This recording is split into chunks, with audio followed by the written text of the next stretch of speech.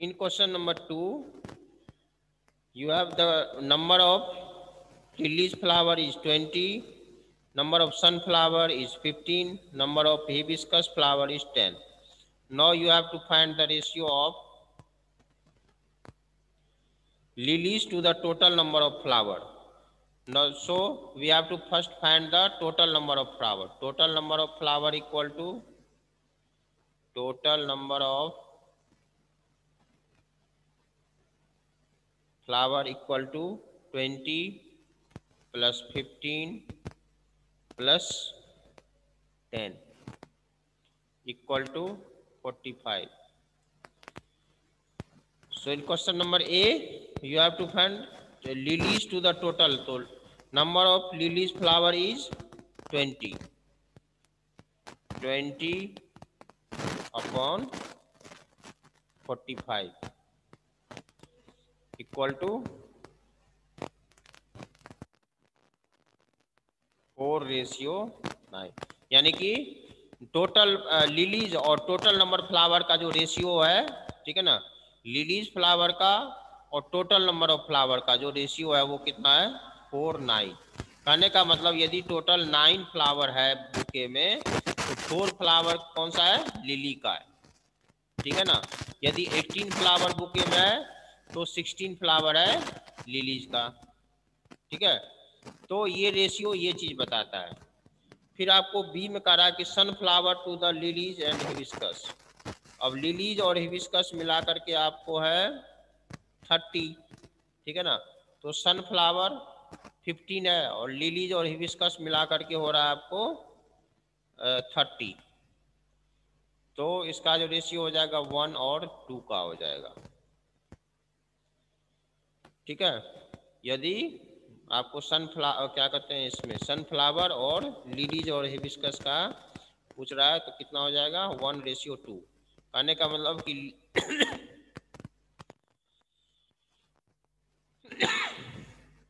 कहने का मतलब यदि लिलीज और हिबिस्कस का रेशियो दोनों को मिला करके यदि 2 है, यानी कि आधा जो है उसमें, ठीक है ना, आधा जो है उसमें किसका है, सनफ्लावर का है.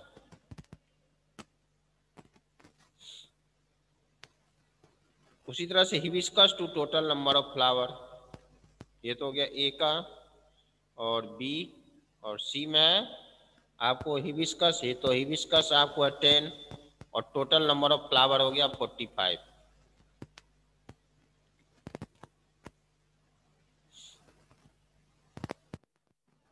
यानी कि 2:9, ठीक है. ये आपको अब उसके बाद होता है आपको इक्विवेलेंट रेशियो. इक्विवेलेंट रेशियो जैसे इक्विवेलेंट फ्रैक्शन आप लोग पढ़े होंगे, ठीक है ना, उसी तरह से होता है इक्विवेलेंट रेशियो भी, ठीक है. जैसे मान लो कि 2:3 है तो 2:3 का इक्विवेलेंट रेशियो हो गया, इसमें सेम नंबर से मल्टीप्लाई कर दो, ठीक है. तो 2 से जैसे मल्टीप्लाई करो इसमें भी और इसमें भी तो 4:6, ठीक है. उसी तरह से इसका इक्विवेलेंट हो गया आपको 3 से मल्टीप्लाई कर दो तो 6:9, ठीक है ना. ये सारे क्या है इक्विवेलेंट. जैसे इक्विवेलेंट फ्रैक्शन होता है ना, जैसे आप लोग इक्विवेलेंट फ्रैक्शन कैसे निकालते हो, तो जैसे मान लो आपको 4/7 तो इसका इक्विवेलेंट फ्रैक्शन क्या हो जाता है 4 × 2/7 × 2, यानी कि सेम नंबर से मल्टीप्लाई कर देते हैं तो 8/14 हो गया, ठीक है.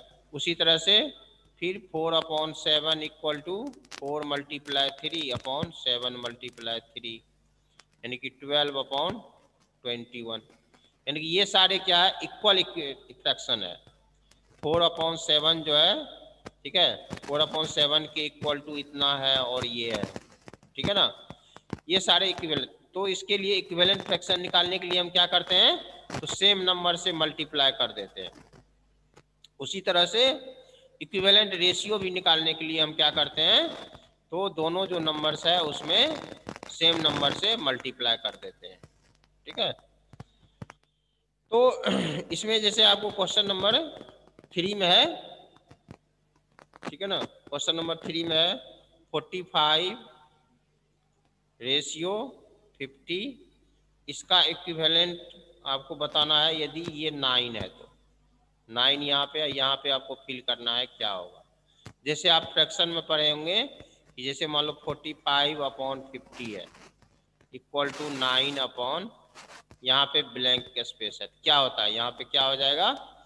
तो इसमें हम देख रहे हैं कि 45 में जो है सो डिवाइड 5 से डिवाइड करेंगे तो 9 आएगा। ठीक है, सेम नंबर से आप डिवाइड कर सकते हैं या मल्टीप्लाई कर सकते हैं। तो 45 divide by 5 upon 50 divide by 5। ठीक है, इसमें जब हम 5 से क्यों किया, क्योंकि 45 में 5 से डिवाइड करने पर 9 आता है, इसीलिए हमने न्यूमिनेटर में और डिनोमिनेटर में दोनों में 5 से डिवाइड किया। तो इसमें 5 से डिवाइड किया तो 9, और इसमें जब 5 से डिवाइड करेंगे तो कितना हो जाएगा, तो 10।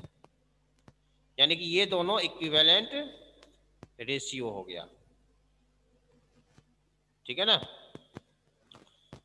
उसी तरह से आपको बी वाला भी है। ठीक है ना, बी में क्या है आपको, जैसे यहाँ पे ब्लैंक स्पेस है, यहाँ पे 12 है।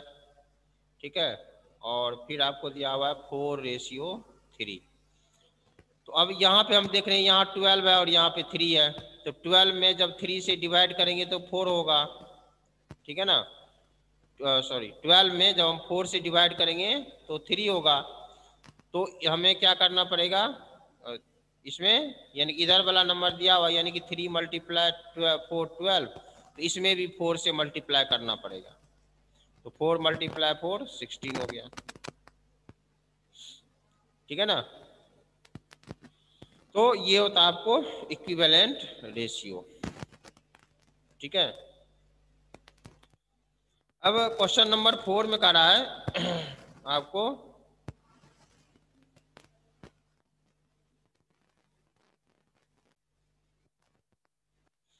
Question number 4, a particular video game has one winner for every 3 losers। ठीक है, जब एक कोई गेम है, ठीक है वीडियो गेम है, उसमें क्या होता है कि यदि एक जीतता है तो उसमें 3 हारता है। ठीक है, a second game has 17 winner for every 51 loser. और कोई दूसरा गेम है, यानी कि फर्स्ट गेम में ऐसे समझो उसको, एक फर्स्ट गेम है, यहाँ पे ये हो गया विनर का और ये हो गया लूजर का।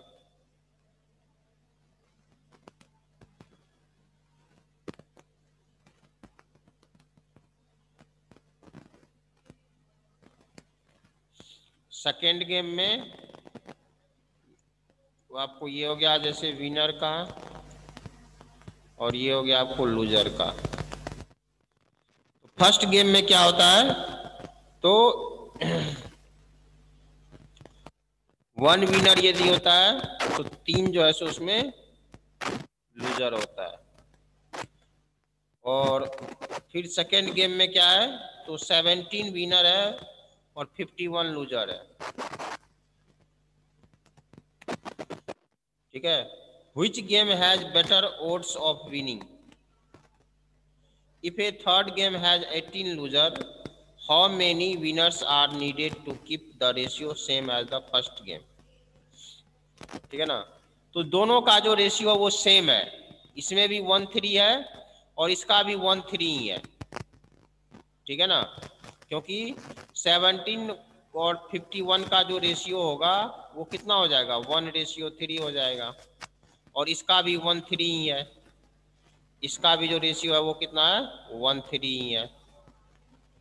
ठीक है, अब कह रहा है कि तो इसका मतलब कह रहा है कि which game has better odd of winning, तो दोनों में सेम जो है सो ओड है, दोनों में जो विनिंग का जो रेशियो है वो सेम ही है। और फिर कह रहा है कि थर्ड गेम में यदि रेशियो सेम रखना है, कोई थर्ड गेम है उसमें विनर और लूजर का जो रेशियो है वो सेम रखना है। ठीक है, तो यदि इसमें आपको 18 लूजर है तो विनर जो है कितना होगा ये पूछ रहा है। ठीक है ना, ठीक है, तो इसमें कितना हो जाएगा, 6 हो जाएगा। ठीक है, क्यों हो जाएगा? क्योंकि हमें 3 और 1 का रेशियो रखना है। तो ये यदि 18 है तो ये कितना हो जाएगा आपको? 6 हो जाएगा। यानी कि 18 में जब हम इसमें जो है 18 है इसमें 3 से डिवाइड करेंगे तो कितना आ जाएगा आपको? 6 आ जाएगा। और यदि इसको आप सिंपलेस्ट फॉर्म में चेंज करोगे तो 13 आ जाएगा। तो रेशियो सेम रखने के लिए आपको विनर जो है इसमें कितना रखना पड़ेगा? 6 रखना पड़ेगा यदि लूजर 18 है तो। ठीक है। उसी तरह से आपको अब क्वेश्चन नंबर 5 में Vinod spend 150 a week on food and Monu spend 600 a month. Are they spending proportional amount? How? ठीक है ना। कहा कि क्या दोनों जो है सो सेम रेशियो में खर्च कर रहा है। तो विनोद करता है एक वीक में 150 रुपये। ठीक है ना। यदि हम वीक और एक्सपेंडिचर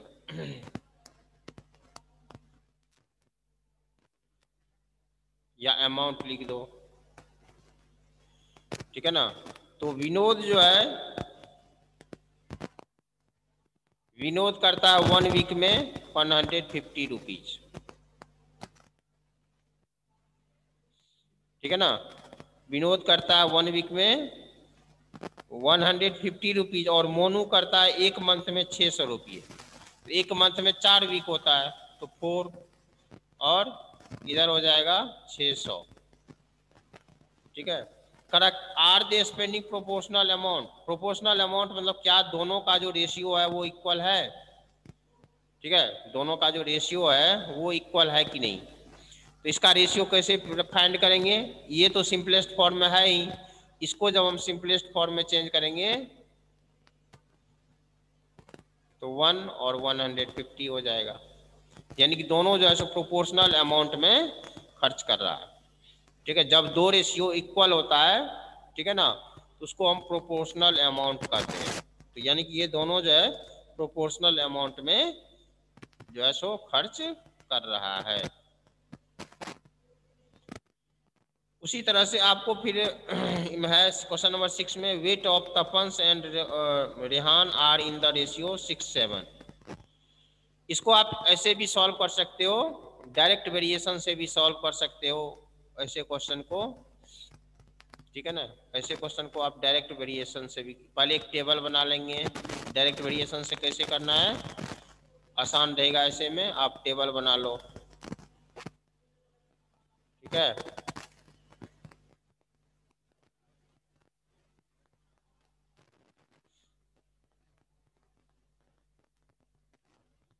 और इसमें जैसे आपको है wait of Tapan and Rohan.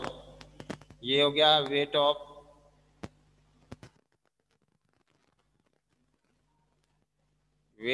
तपन और यहाँ पे हो गया वेट ऑफ